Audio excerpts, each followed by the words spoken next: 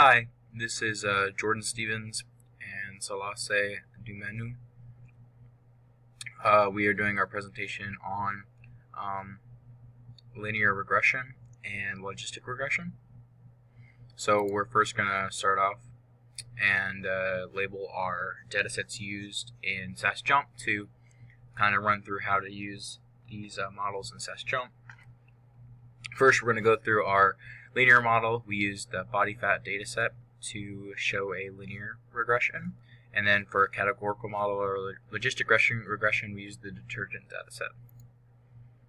So for the linear dataset, we made sure to get our dataset out, kind of looked at what was needed, what is continuous. So these blue right here shows that it's a continuous data. And what we need to do is we need to click Analyze and go to Fit Model. Once we go to Fit Model, we can put the hip circumference in the Y variable, which is our response, versus our model effects. So we put weight in here. So we want to compare the weight in pounds to hip circumference, which kind of makes sense. So showing this, we made a linear regression plot. This line is the linear part, and it models the dots here pretty well. It looks like it models it pretty well. From this, we see that we have a r² value of 0.88, which is above 0.85, which is a pretty good model. We see the root mean squared error is 2.43, which is not too high, which is also a good thing. And we can see from here, this is also the other thing that we want to look at, is the residuals plot. So whenever you're looking at residuals plot, this is the distance of the y to the line. And we see that this is seems like it's randomly distributed. And we want it to look randomly distributed, because if it's not, doesn't look like it's randomly distributed, then there might be a problem in your model. Next, we're going to go on to the categorical model. The categorical model, they are labeled with the categorical, which is this red right here. And we're going to compare it to count, which is our continuous variable. So temperature would be high or low. That would be the 1 or 2. So this is not a multinomial, but just a single nominal value. So we'll use the count in this row, and we'll determine from the count the temperature. So we can see that it does have the sigmoid that is very characteristic of a logistic model, in which the 0 is a low and the 1 is a high value. So as it goes along, it's the probability that it will be a high value or a low value. From this, we can look at the r² value again. It's 0.62, which is not as good, but out of looking at a lot of models and a lot of data sets, this is one of the best numbers that we can find. Then we have the AIC and the BIC. We want these to generally be low, so these are kind of high, but they look like they're okay. Next, we have our log likelihood, and a lot of values that we want to look at here, RMSE. These are kind of things to kind of judge our model and see how it's doing. Generally, we want this one right here. This is how we calculated the r² value up here. From this, we can also use the units odd ratio of how likely it is for the confidence intervals. So finally, we want to explain the models correctly. So with just a simple linear regression, we know that there is going to be something along the lines of similar to a linear equation. So y equals mx plus b. So we know that this is a y value, this is an x, this is the b1 is the slope, and the b0 is the intercept, like in a linear model. And we want to optimize the beta values, b1, b0, so that we can minimize EI.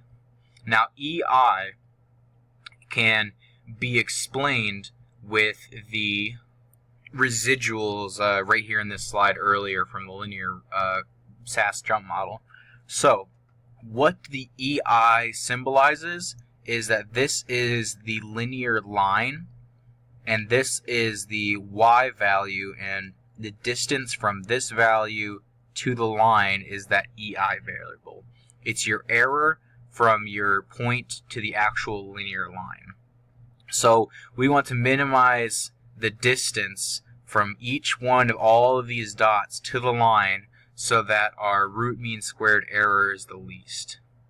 So we can actually see this right here, the root mean squared error. That means this is the average distance from each one of these points to the line. And we want to minimize this value right here so that we can maximize our r squared value. So yeah, this is typically what we want to see in a linear regression model. So now going on to our categorical or logistic regression, it is along the lines of we have a categorical data. So categorical basically means it is a discrete data. So this could be a success, a fail, a high, a low. Like in the temperatures, it was high or low. It is a way of determining what the probability of one or the other is.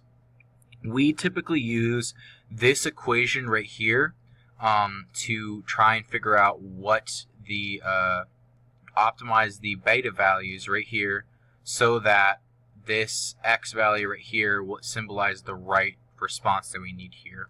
It's very similar to the model, at least in the exponential, in the exponent up here.